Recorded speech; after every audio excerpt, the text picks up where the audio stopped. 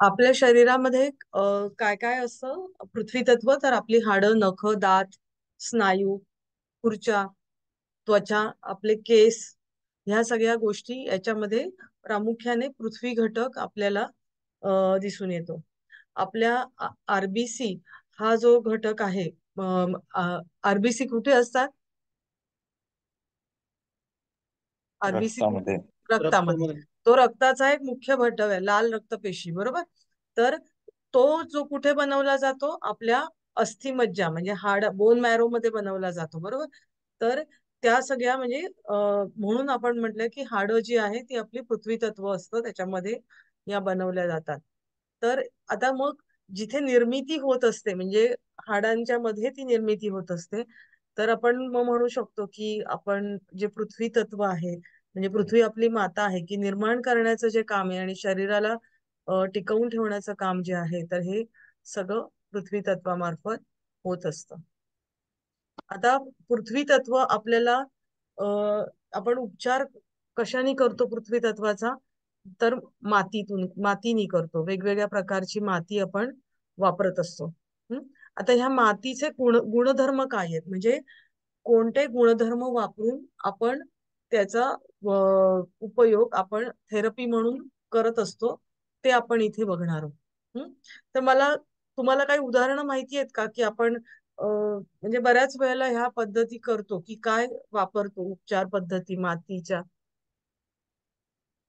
खेडेगावांमध्ये तर त्या खूप वापरल्या जातात. असं एक दोन कोणी सांगू शकेल का की काय म्हणून वापरलं जातं, हो. कसं वापर? सूज आल्यानंतर ते मीठ आणि माती, थोडस शेण गाईचं त्याचं मिश्रण लावतात. बरोबर. पुन्हा आणि टेकाच्या मातीचा वापर पोटदुखीवर करतात. हम्म. आणि असं काही मट्टी लेप दिला जातो वेगळ्या. आणि आणि समजा गांधील माशी चावली किंवा एखादी माशी चावली तर काय करतात? हा, तिथेही हा मातीचा लेप दिला जातो. अगदी घरगुती म्हणजे तुळशी जवळची माती घेतो आणि आपण तिथे लावतो, हो ना. होय. म्हणजे अगदी इन्स्टंट आपल्याला पाहिजे असेल तर, हो की नाही. आणि सगळ्या स्त्रिया लावत असतात आपल्या चेहऱ्याला, बरोबर. मुलतानी माती किंवा मुलतानी मातीमध्ये वेगवेगळ्या गोष्टी घालून चेहऱ्याला लेप दिला जातो. त्याच्यानंतर पूर्वीच्या काळी केस धुवायला स्त्रिया माती वापरत होत्या, बरोबर. तेव्हा काही शॅम्पू वगैरे नव्हते, रिठे वापरायचे आणि काळी माती असायची ती वस्त्रगाळ करून त्याचाही उपयोग केसांना लावण्यासाठी, केसांना शाईन येण्यासाठी आणि केस चांगले राहण्यासाठी त्याचा उपयोग केला जायचा. अं असं कधी ऐकलंय का तुम्ही की एखादा पाय तुमचे वीक आहेत तर ते खड्ड्यामध्ये पुरलेलं असायचं, ऐकलंय असं कधी? नाही. नाही, बरं. म्हणजे खड्ड्यामध्ये जर समजा एखाद्याचे पाय, लहान बाळ आहे, लहान मूल आहे आणि त्याचे पाय वाकडे असतात किंवा पाय वीक असतात, तर त्यावेळेला त्याला खड्ड्यामध्ये वाळूमध्ये घालून ठेवतात की त्याच्यानंतर त्याचे पाय आहेत ते स्ट्रॉंग व्हायला लागतात आणि थोडे सरळ पण व्हायला लागतात. त्याच्यामध्ये थोडीशी ताकद यायला लागते.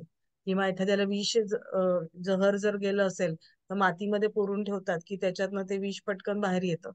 म्हणजे हे सगळे ज्या गोष्टी आहेत ना, ह्या मातीचे वेगवेगळे गुणधर्म थोडक्यामध्ये जे आहेत, तर त्यांचा वापर करून आपण मातीचे उपचार आपण इथे करणार आहोत. तर आता कसं केलं जातं? पहिलं काय तर उष्णतेचं संतुलन, म्हणजे आपल्या शरीरामधली जी उष्णता आहे ती त्याचं बॅलन्सिंग करण्याचं काम माती करत असते. आता इथे माती किंवा चिखल, कधी चिखल शब्द मड थेरपी म्हणून त्याचं ट्रान्सलेट करताना चिखल हा शब्द येतो, पण म्हणजे ओली केलेली माती, थोडक्यात हा त्याचा अर्थ आहे. हम्म. आता ही जी माती जी आहे तर ती अतिउष्णतेबरोबरच थंडीवरती सुद्धा नियंत्रण करते. म्हणजे काय की थोडक्यामध्ये खूप गरम आणि खूप थंड, त्याचं जे बॅलन्सिंग आहे ते संतुलन करण्याचं काम ही माती करत असते. तर ह्या गुणवत्तेचा फायदा घेऊन योगी लोक आपल्या शरीरावर राख किंवा धूळ टाकून अत्यंत उष्णतेपासून किंवा थंडीपासून आपल्या उघड्या शरीराचं संरक्षण करत असतात. म्हणजे जे आपल्या काय म्हणूया जंगलामध्ये किंवा जे ऋषीमुनी आहेत, तर ते ज्या वेळेला तपश्चर्या करायचे तर ते काय अंगात स्वेटर बिटर घालून तपश्चर्या करत नव्हते, बरोबर. तर मग आपल्या थंडी वाऱ्यापासून जर त्यांना संरक्षण पाहिजे असेल तर ती कशी होणार, तर राख किंवा धूळ टाकून अंगावरती टाकली तर मग त्या अतिउष्णता किंवा थंडीपासून आपल्या शरीराचं त्यांचं संरक्षण होत होतं. नंतर दुसरा गुणधर्म काय, तर चुंबकीय गुणधर्म म्हणजे मॅग्नेट सारखं खेचून घेण्याचा जो गुणधर्म असतो ना, तर तो मातीमध्ये असतो. आता पृथ्वी आपण म्हटलं की पृथ्वी हा जर आपल्या आसमंतामध्ये आपल्या विश्वामध्ये तो फिरतोय गोळा पृथ्वीचा, तर तो कशा मुळे फिरतोय, तर हे सगळे वेगवेगळे ग्रह गोल आहेत, त्यांच्या प्रत्येकाची अशी चुंबकीय शक्ती असते आणि त्या चुंबकीय शक्तीद्वारे ते एक ठराविक अंतर एकमेकांपासून मेंटेन ठेवून असतात. हम्म. तसं पृथ्वीला हे एक म्हणजे सिद्ध करता येतं की तो एक अ, चुंबकाची पट्टी आहे, तर ती तुम्ही अशी धरली टांगली तर ती उत्तर दक्षिण ध्रुवावरती थांबते, किंवा असे काही वेगवेगळे प्रयोग आहेत की त्याच्यामुळे तुम्हाला कळतं, आपल्याला कळतं की पृथ्वी ही शक्तिशाली चुंबक आहे. हम्म. आणि मडपॅक मध्ये त्याच्या या चुंबकीय गुणधर्मामुळे शरीरामध्ये जे काही टॉक्झिन किंवा विषारी पदार्थ असतात तर ते खेचून घेण्याचं, म्हणजे ते एकदा तुमच्या शरीरामध्ये गेले की ते आतमध्ये जाऊन पसरतात, बरोबर. तर त्यांना प्रवाही करायचं आणि ते खेचून घेण्याचं काम जे आहे, तर ते ही पृथ्वी म्हणजे माती तत्व माती करत असते की ते आतलं आत गेलेलं विष आहे ते खेचून बाहेर आणणं म्हणजे हा शोषण करून घेणं हा गुणधर्म किंवा चुंबकीय गुणधर्म जो आहे तर तो त्या मातीमध्ये असतो. आता इथे खेचणं, चुंबक किंवा शोषण करणं हे सगळे एकात एकच गुंफलेले गुणधर्म आहेत असं आपण म्हणू शकतो. हम्म. मडपॅक शरीराच्या बाहेरील पृष्ठभागावरती साप, विंचू किंवा कीटकाच्या चाव्याचे विष काढण्यास मदत करते आणि शोषून काढून टाकते. म्हणजे आपण जसं मी म्हंटल की आपल्याला काही चावलं तर तिथे ती गांधी उठते का, तर त्या तो जो कीटक असतो, जे प्राणी असतो, त्याचं जे विष आहे ते तिथल्या भागावरती पसरतं, बरोबर. तर तुम्ही त्या ठिकाणी माती लावली तर ते आतमध्ये न पसरता ते पूर्ण माती आहे तर ती पूर्ण खेचून घेते आणि ते आतमध्ये पसरत नाही. आता तुम्हाला आता समजा सापही चावला तरी सुद्धा तुम्ही आपण बघतो की थोडं हृदयाकडे जाणारा जो भाग आहे तर त्याच्या आधी आपण तिथे काहीतरी बांधून ठेवायला पाहिजे आणि मग तिथे कट करून ते आतलं विष बाहेर काढलं जातं, किंवा मग तिथे माती लावून ती बाहेर खेचून घेण्याचं आधी तर खेचून घेतलं जातं. आणि अशा प्रकारे मातीचा उपयोग आपण विष शोषून घेण्यासाठी वापरू शकतो. आता विरघळण्याचा गुणधर्म, आता विरघळणं आपण याचा उपयोग काय होत होतं, उत्सर्जनाला मदत. आता मगाशी तुम्ही सांगितलं ना की पोटावरती लावलं जातं, हं. तर तो मडपॅक आहे, तर तुम्ही जर पोटाला वरून तुम्ही लावला तर आतमध्ये जी घट्ट झालेली विष्ठा असते ना, म्हणजे मोठ्या आतड्यात चिकटलेला मळ असतो, तर ती मोकळी व्हायला मदत होते. आणि मग उत्सर्जन व्हायला ती मदत होते, म्हणजे तो मळ तुमचा मोकळा व्हायला लागतो आणि मग आपण तो बाहेर व्हायला निघायला मदत होते. बऱ्याच वेळेला आता तुम्ही जसं म्हणलं की त्या मातीमध्ये मीठ, खडा मीठ टाकून किंवा सैंधव मीठ टाकून ते थोडस हे करून पोटीस सारखं बांधलं जातं आणि मग त्याच्याने काय होतं की ते मीठ आणि मातीच्या याच्याने ते गळूतला पस आहे तर तो खेचून घेण्याचं काम ते करतं. आणि मग तो म्हणजे इकडे तिकडे तो गळू असं मोठं मोठं होत जातं, बरोबर. कुठेही गळू आलं मोठं, कोणी बेंड म्हणतं, काय काय वेगवेगळे नावं असतात, पण ते गळू असं मोठं असतं आणि ते पसरत जातं. तर एवढं जे पसरलेलं असतं तर ते पसरून एके ठिकाणी खेचून घ्यायचं आणि नंतर मग ते तोंड त्याला फुटतं आणि मग ते फुटल्यानंतर आतला पस सगळा बाहेर निघायला मदत होते, तो पू सगळा बाहेर निघतो. आणि जखमेच्या उपचार प्रक्रियेस वेगवान करतं, कारण ती जी एक छोट छोट गळू असतो आणि मग तो हळूहळू मोठा होत जातो आणि त्याला बरेच दिवस लागतात, तर ही जी प्रक्रिया आहे ना खेचून घेण्याची, ती पटकन होण्यासाठी मातीचा हा गुणधर्म कामाला येतो. हं? दुखण्यावरती इलाज किंवा अँटीफ्लोजिस्टिन गुणधर्म त्याला असं म्हटलं जातं.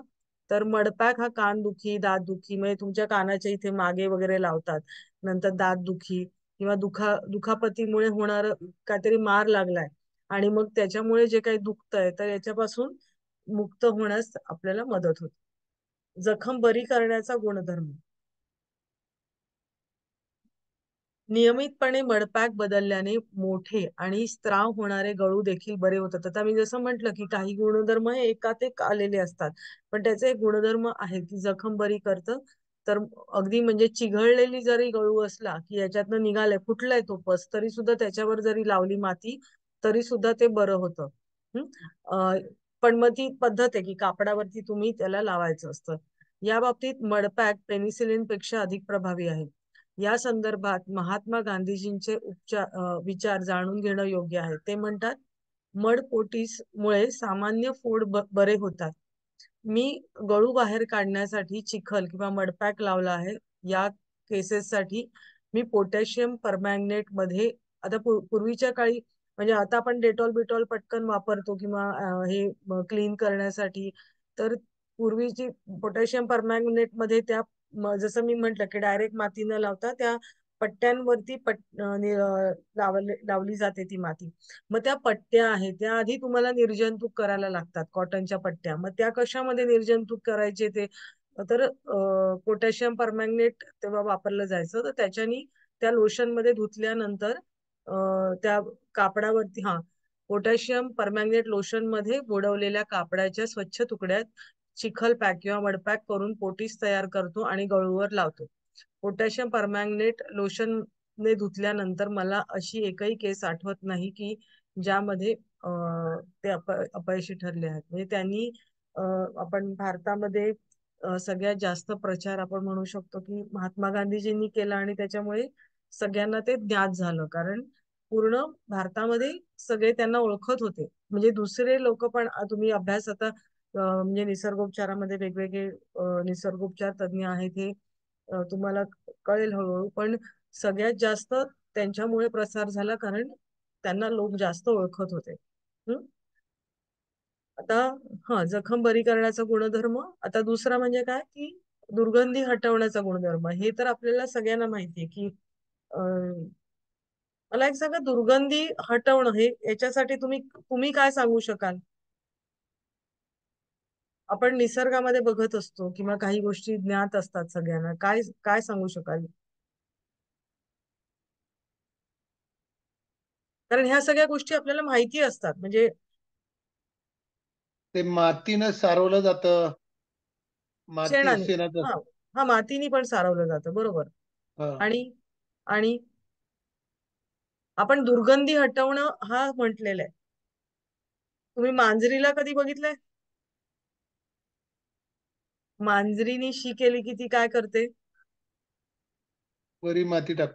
त्याच्यावरती माती टाकते, बरोबर. मग हम्म.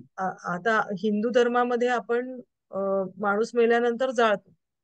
हा पण मग ख्रिश्चन धर्मामध्ये किंवा मुस्लिम लोक काय करतात? पुरतात, बरोबर. मग मनुष्याला पुरल्यानंतर त्याचा वास येणार की नाही? येणार ना. हो. मग का नाही येत वास? कारण का मातीत माती माती. तत्व. आता हे जे गुणधर्म आहे ना, तुम्ही असे फार लक्षात ठेवण्यापेक्षा आपल्याला हे माहिती असतात. त्याची उदाहरणं लक्षात ठेवून तुम्ही जर ठेवलं तर आपल्याला आपल्याला सुद्धा हे नुसता अभ्यास न राहता आपण एरवी सुद्धा आपल्याला आपण ह्या गोष्टी वापरू शकतो. मृत्तिकेमुळे किंवा मातीमुळे मी मुद्दामून काही काही शब्द वेगळे वेगळे वापरले की कुठे माती, कुठे मड, कुठे मृत्तिका.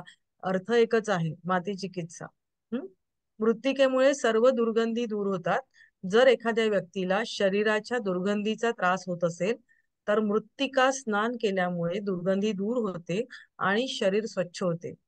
कुजलेल्या आणि घाणेरड्या वस्तूंमधून येणारी दुर्गंधी चिखलाने झाकल्यानंतर तो वास आहे ते दडपला जातो.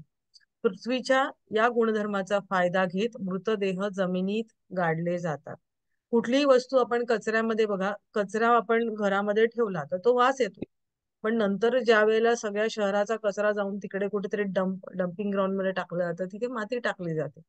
आता हल्ली तर वेगवेगळ्या प्रोसेस केलं जातं, पण जमिनीमध्ये टाकून त्याचं आपण खत म्हणजे आपण कुठेही बघितलं तर पानं बिनं तुम्ही अशीच ठेवली तर ती सडतात. पण तुम्ही जर ती मातीमध्ये ती कुजत गेली तर ती त्याच्यामध्ये ती विरघळून जातात, त्याचं विघटन होतं आणि त्याची दुर्गंधी पण येत नाही. हं? आणि आता एखाद्याला खूप घाम येत असेल आणि घामाला दुर्गंधी होत असेल, तर आता आपल्या इथे सगळे आयुर्वेदिक आपले डॉक्टर आहेतच, तर ते काय सांगतील की घाम येतोय आणि घामाला दुर्गंधी येतोय म्हणजे काय होतंय सांगा बरं. एखाद्याला घामाला खूप दुर्गंधी येते, तर त्याचा अर्थ काय होतो. मेदधातू दुष्ट झालाय. बरोबर. हं. मग म्हणजे त्याच्या शरीरातून ते सगळं बाहेर कुठून पडणार, तर घामाच्या स्वरूपामध्ये. आणि मग जर त्याला तुम्ही जर माती सगळ्या अंगाला लावली, म्हणजे माती चिकित्सा देताना काय करतात, पूर्ण अंगाला माती लावतात, अगदी केसांना पण लावतात, पूर्ण चेहऱ्याला लावतात, अंगाला पूर्ण सगळ्या अंगाला लावतात.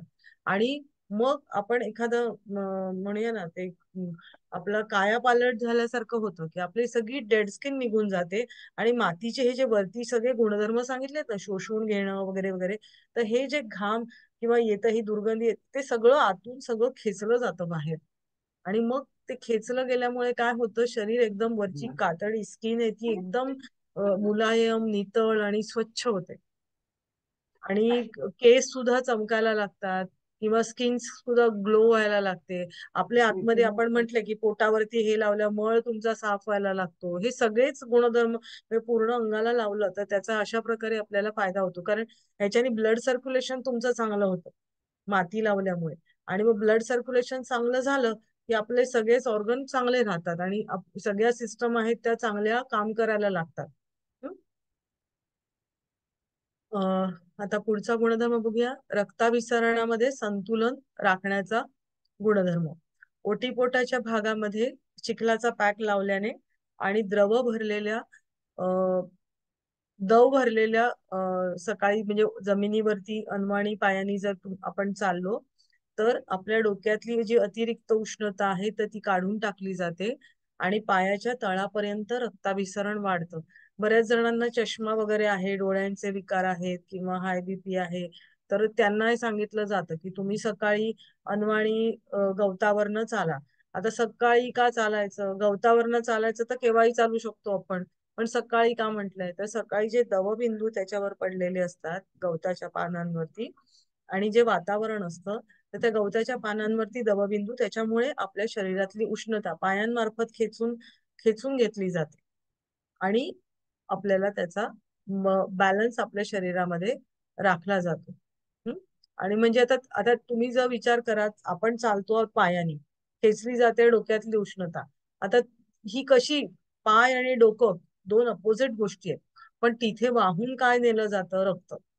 बरोबर, मग ते रक्ताभिसरण आहे तर ते तुमचं चांगल्या प्रकारे होतं आणि जे बॅलन्सिंग संतुलन राखण्याचं काम केलं जातं. हल्ली एक व्हिडिओ येत असतो बघा, काहीतरी डायबिटीज घालवण्यासाठी ते असे मोठे परातांमध्ये काय बरं ते कारलं बिरलं कडुनिंब कारलं बिरलं कापून टाकतात आणि त्याच्यामध्ये उड्या मारायला म्हणजे चालायला सांगतात आणि ते नंतर त्यांच्या तोंडामध्ये ती चव येते. असं काहीतरी व्हिडिओज मी बघितले होते, आपल्या व्हॉट्सअप वरती फिरतायत ते व्हिडिओज.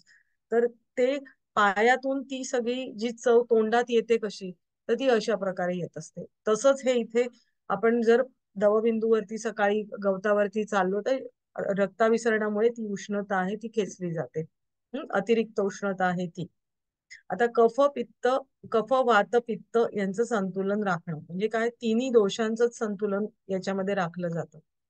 आता आयुर्वेदानुसार आपले आरोग्य हे त्रिदोष म्हणजे वात पित्त कफ जे आहेत तर त्यांचं बॅलन्स असेल तर तुमचं हेल्थ पण तुमची चांगली असते, आरोग्य चांगलं असतं. तर उदाहरणार्थ आपल्या शरीरातील वायू किंवा पित्त किंवा कफ, हे आपले त्यांनी त्रिदोषाची उदाहरणं जे आहेत. तर पेल्विक प्रदेश म्हणजे आपला ओटीपोट किंवा हा कमरेचा भाग आहे, तर त्याच्यावरती तुम्ही जर मडपॅक लावला तर अतिरिक्त वायू जो आहे तर तो शोषला जातो. अतिरिक्त पित्त आहे तर ते आणि कफामुळे निर्माण झालेले विष शोषून घेत, विष म्हणजे इथे टॉक्झिन्स आपण म्हणूया, टॉक्झिन्स शोषून घेतलं जातं आणि त्रिदोषांमधील संतुलन पुन्हा बॅलन्स करण्याचं काम जे आहे तर ते ह्या मडपॅकमुळे केलं जातं. म्हणजे तिन्ही दोषांचं संतुलन करण्याचं काम हे मातीनी केलं जातं, मडपॅक लावल्यामुळे होतं. आता जीवनसत्व आणि खनिज सत्वांचा स्रोत ते आहे. आता आपण जे अन्न खात आपल्याला विटॅमिन्स पाहिजे, मिनरल्स पाहिजे, तर आपल्याला ते कुठून मिळतात? आपल्याला फळं आणि भाज्या त्याच्यातून आपल्याला मिळतात, बरोबर? तर फळं आणि भाज्या कुठून उगतात? तर मातीतून उगतात. मग त्या त्या फळांमध्ये येतात कुठून?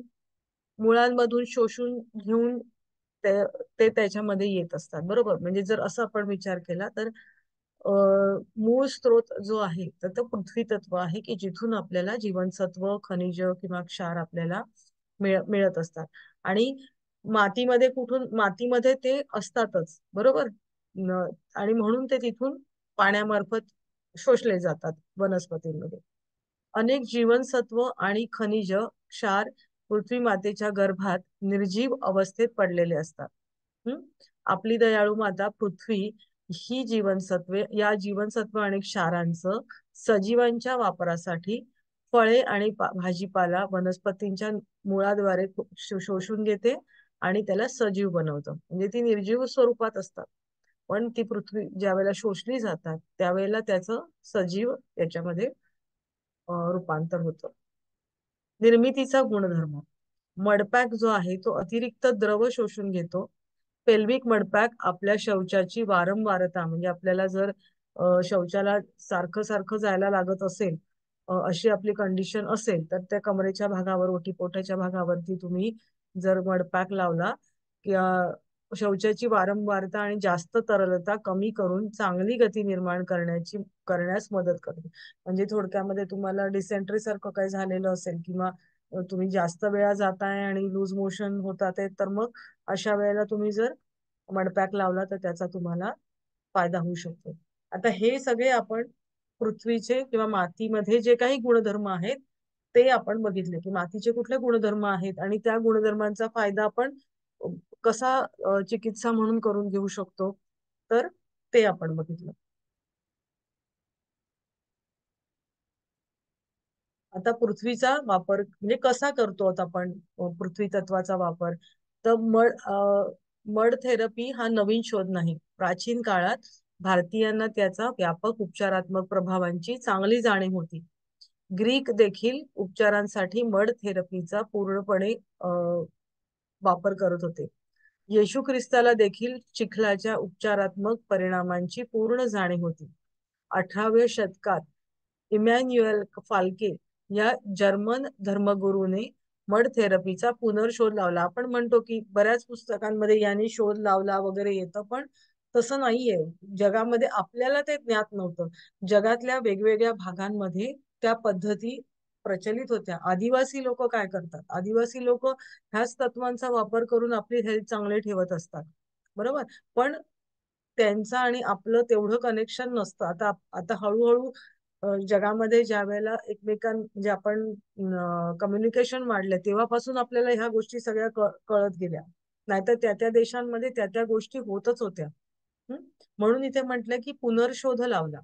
नंतर मड थेरपी आणखीन विकसित केली गेली आणि अनेक निसर्गोपचारकांमार्फत लोकप्रिय केली गेली. आपण घरगुती स्वरूपामध्ये किंवा अशा स्वरूपात वापरली जात होती, पण थेरपी म्हणून त्याचा पुनर्शोध लावून त्याचा उपचार पद्धती असं स्वरूप त्याला दिलं गेलं. त्यापैकी प्रमुख आहेत फादर निप, ॲडॉल्फ जस्ट, डॉक्टर केलोग आणि महात्मा गांधी. यांनी याचा निसर्गोपचार म्हणून त्याचा फायदा करून घेतला आणि त्याचा प्रचारही केला. पृथ्वीवरती झोपणं म्हणजे जमिनीवरती झोपणं, जमिनीवर अनवाणी पायाने चालणं, मातीची घरं बांधणं, मातीचे बांध बांधणं इत्यादी जीवनाच्या सर्वच क्षेत्रात पृथ्वीचा उपयोग मानवाकडून जवळजवळ सर्वच क्षेत्रामध्ये केला जात आहे. मातीवरून आता बऱ्याच ठिकाणी स्लीपर वगैरे आपण म्हणजे घरामध्ये काही काही जण वापरतात, किंवा पाय खराब होऊ नये किंवा काय. पण मातीवरती चालल्याने काय होतं सांगा बरं? जमिनीवरती तुम्ही चालला आहात तर काय होतं?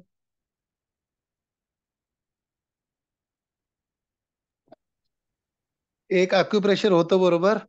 हम्म पुन्हा पृथ्वी आपल्या शरीरातली उष्णता वगैरे पायाच्या द्वारे शोषून घेते हम्म माती. हम्म आपली जी चक्र आहेत त्याच्यात पृथ्वी तत्वाचं चक्र आहे की नाही, मूलाधार. आहे ना. हो, हा, मग ते बॅलन्स राहतं की नाही. बरोबर. मग आपला मातीचा संबंध आपला आलाच पाहिजे, हो की नाही. बऱ्याच हो, आपण जसे शहरीकरण होत गेलं, मूळ प्रॉब्लेम कुठे येतो मला सांगा, पृथ्वी तत्वाशीच आहेत ना सगळ्यांचे प्रॉब्लेम. बरोबर. हा, म्हणजे म्हणून थोडस काही गोष्टी आपल्याला टाळता येत नाहीत, बरोबर. तुम्ही जिथे राहता किंवा कामानिमित्त काही गोष्टी टाळता येत नाही, पण हळूहळू मधून मधून तरी आपण स्त्रोताकडे जायला पाहिजे. म्हणजे हे आपल्या डोक्यात पक्क पाहिजे की तुम्ही गावी जा, तुम्ही बाहेर फिरायला जा, मग मुद्दामून चप्पल काढून चाला, मुद्दामून काही गोष्टी करा, पाण्यामध्ये पाय बुडवा. खूप रिलॅक्सिंग असतं की म्हणजे ह्या गोष्टी तुम्ही केल्या. आपण बाहेरून येतो, पाय धुतो का, का पाय धुतो मला सांगा बरं. का पाय धुतो, म्हणजे कोविडनी सगळ्यांना शिकवलं पाय धुवायला, बरोबर. का पाय धुतो? आळस निघून जावा. हा, शारीरिक आणि आणि शिवाय काय, मानसिक पण आहे त्याच्यामध्ये, भावनिक पण आहे. तुम्हाला सांग, बरोबर. कुठल्याही कोणी जर एकीचा अभ्यास केला असेल किंवा कोणी काही अभ्यास केला असेल, तर त्याच्यामध्ये काय की तुम्ही, आपण ज्या वेळेला बाहेर जातो, बाहेर गेल्यानंतर अनेक लोकांना भेटतो. म्हणजे निर्जंतुक होणं वगैरे ह्या गोष्टी स्वच्छतेच्या दृष्टीने तर आहेच, पण दुसऱ्यांच्या विचारांचे सुद्धा परिणाम आपल्या मनावरती होत असतात, बरोबर. मग ते परिणाम तुम्ही, ते पाय धुता, हात धुता, त्याच्याने ते धुतले जातात बऱ्याच अंशी. तुम्ही ह्या गोष्टींकडे लक्ष देऊन तुम्ही करून बघा. आपल्याला, आपण आळसावलेले असतो म्हणजे काय होतं, तुमच्यातला तमस वाढलेला असतो, बरोबर. आपल्याला कंटाळा आलाय, बोर होतंय, काही करावंसं वाटत नाहीये, म्हणजे काय, म्हणजे तुम्ही फिजिकली ठीक आहात पण तरी सुद्धा ही तुमची जर स्थिती आहे, तर ते जडत्व आलेलं आहे ना तुम्हाला. मग ते तुमचं, तुम्ही आंघोळ केली की तुम्हाला बरं वाटतं. मग काय मोठं घडत असतं, स्वच्छच करत असतो शरीर आपण, पण मग तुम्हाला ताजंतवानं वाटतं ना, वाटतं की नाही आपल्याला, हो, फ्रेश वाटतं, आपल्याला मन प्रफुल्लित होतं. मग हे गोष्ट पाणी, जलतत्व त्याला कारणीभूत आहे. व ते मनावरती पण परिणाम घडवून आणतं. तसंच माती तत्वाचं पण आहे, म्हणून मातीवरती थोडं चालायला पाहिजे. जर खरोखर म्हणजे जिथे खरोखरची माती जमीन आहे, म्हणजे आता बरेच मुंबई सारख्या शहरांमध्ये काय करतात, पोडियम केलेलं असतं आणि त्याच्यावर माती टाकून वर पहिल्या दुसऱ्या मजल्यावर झाडं लावलेली असतात. तर ते नाही, जे आत गर्भापर्यंत जिथे माती असते ना, तर तशा मोकळ्या ठिकाणी तुम्ही जर चाललात तर त्याचा निश्चित फायदा होऊ शकतो. ओके, आता पुढे जाऊया. आता ह्या, आता ही माती जे आहेत, तर त्या मातीचे वेगवेगळे प्रकार आपल्याला दिसतात. म्हणजे कोणत्या कोणत्या स्वरूपामध्ये वेगवेगळ्या ठिकाणी आपण साधं महाराष्ट्रामध्ये म्हटलं तरी सुद्धा महाराष्ट्रात वेगळी वेगळी माती दिसते आपल्याला. कुठे काळी माती दिसते, कुठे लाल माती असते, कुठे मुरमाची असते, नदी ठिकाणची गाळाची वेगळी असते, बरोबर. आपण मुलतानी माती जरा पिवळसर पांढरट असते, अशी म्हणजे वेगळी वेगळी माती मिळते आणि ती, त्या मातीचे गुणधर्म हे वेगवेगळे असतात. पण सर्वसाधारणपणे वर जे बघितले ते गुणधर्म असतातच, पण त्याच्यात सुद्धा ती जी ठराविक पद्धतीची माती आहे म्हणून तिचे ठराविक गुणधर्म त्याचे ते असतातच.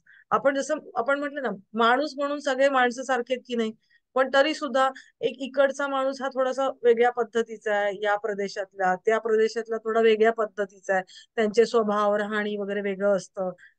तसाच हा प्रकार आहे. मातीचे गुणधर्म सर्व समान एकच असतात, फक्त काही विशेष त्याच्यामध्ये गुणधर्म आढळून येतात. आता याच्यामध्ये मातीचे विविध प्रकार आहेत. वेगवेगळ्या ठिकाणी उपलब्ध असलेली माती त्याच्या रंग, रचना आणि विशिष्ट गुणधर्मानुसार भिन्न असते, परंतु मातीच्या प्रकारांमध्ये समान मूलभूत गुण असतात. काळी माती ही प्रामुख्याने उज्जैन, माळवा येथे उपलब्ध आहे. एक चांगले, आता ते कशी वापरली जाते, तर एक चांगलं हेअर टॉनिक किंवा त्वचा रोग आणि फोडांवर यांचा उपयोग होतो. मऊ गाळाची माती, नॉर्मली काळी माती ही बऱ्याच ठिकाणी उपचार पद्धतीमध्ये वापरली जाते. मऊ गाळाची चिकण माती, ते टाक्या, नद्यांच्या काठावर, शेतातही उपलब्ध असते. सहज उपलब्धतेमुळे ही सर्वात जास्त वापरली जाणारी माती आहे. मुलतानी माती एक चांगले स्किन टॉनिक, त्वचा रोग किंवा कोंडा याच्यावरती उपयोग होतो. हे स्त्रिया बऱ्याच वेळेला सगळे पॅक असतात तर त्याच्यामध्ये हे वापरले जाते. पण जे म्हणजे ऑइली स्किन असेल ना, ज्यांचे मुरुम वगैरे भरपूर आलेले असतील, तर त्यांना ही जर माती वापरली तर त्यांचं जे ऑइल सेबॅशियस म्हणजे सीबम खेचून तेल जे आपल्या स्किन वरती येतं आणि ज्याच्यामुळे जे फोडे येत असतात, तर ते तेल खेचून घेण्याचं काम आहे ना, ते याच्याने होतं. त्यामुळे जास्त ड्राय स्किन असेल तर त्यांनी हे लावलं तर त्यांना अजून ड्राय होईल स्किन.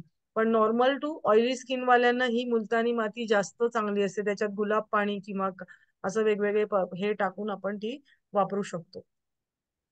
नंतर वाळवी किंवा टेकडी दिमक म्हटलं जातं ज्याला. तर वाळवीचे डोंगरच्या डोंगर म्हणजे हे असतात, तर तिथे टर्माइट हिलॉक त्याला म्हटलं जातं. टर्माइट म्हणजे वाळवी. हं त्याची वारुळं असतात, मोठी मोठी वारुळं असतात. काही काही वारुळं तर माणसाच्या उंची एवढी सुद्धा दिसून येतात वाळवीची. तर त्याची माती असते तर ती सुद्धा औषधी असते. अ, ही जी वाळवी असते म्हणजे वाळवीची जी मुंगी किंवा किडा जो काय असतो, तर त्याच्या तोंडातून लाळ त्याच्यामध्ये मिक्स झालेली असते त्या मातीमध्ये. हम्म तर ही आपल्या तोंडाने जमिनीपासून 8 ते 10 फूट खाली माती आणतात. वाळवीच्या लाळेच्या मिश्रणामुळे माती क्षारीय बनते. त्याच्यामध्ये क्षार अल्कलाईन बनते ती. आणि त्यामुळे आम्ल, आता ती अल्कलाईन झाली बरोबर, म्हणजे त्याच्यातलं आम्ल कमी झाले, अल्कली धर्म त्याच्यात जास्त आहे, क्षार जास्त आहे, तर त्याच्यामुळे आम्लपित्तामुळे होणाऱ्या आजारांवरती ती जास्त उपयुक्त आहे. अ, ज्या ज्या फोड फोड आहेत जे फुटलेले आहेत, पस निघतोय, तर अशा फोडांवर सुद्धा उपचार करण्यासाठी ती उपयुक्त आहे. डोंगराच्या बाजूची माती, ही माती शुद्ध आणि उपयुक्त रासायनिक द्रव्यांनी समृद्ध आहे. त्यात नैसर्गिक थंड गुणधर्म आहे, त्यामुळे ते खूप उपयुक्त आहे. हिमालयाच्या खोऱ्यामध्ये विंध्य प्रदेश किंवा उत्तर प्रदेशातील चुनारचा प्रदेश आहे, तिथे ही माती आढळते.